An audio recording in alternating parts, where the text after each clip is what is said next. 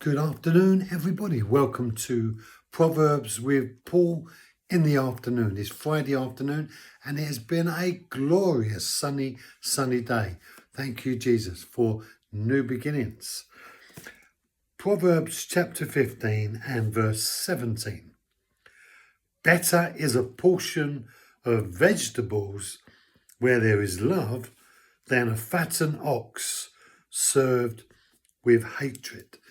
This contrast of having fellowship, this sense of sitting at the table in maybe a home or with a wife or a husband, and this sense of sharing a meal together, being in an environment where you belong or where you don't belong, that feeling of it being welcomed or not welcomed.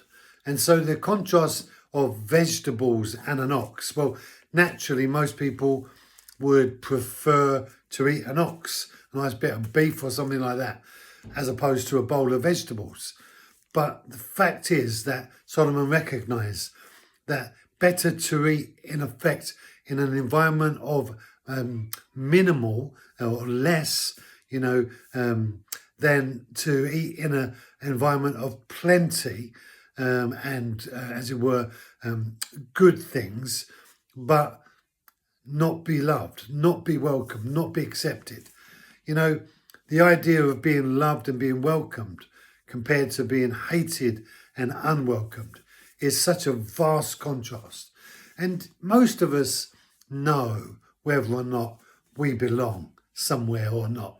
And just being with people, very quickly we discover whether or not that we have a sense of welcome there.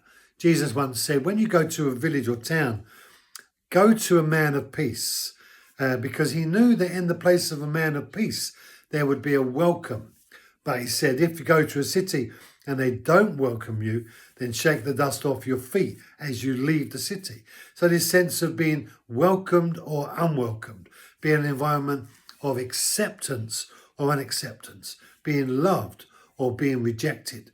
Each of us have faced our own kind of dragons along life's way in regards to being loved and being accepted and being rejected and being disregarded. But what do we do about the pain and the scars that are on our souls as it relates to the times when people have neglected and abused us, rejected us and disregarded us? What do we do about that? How can we get help and healing?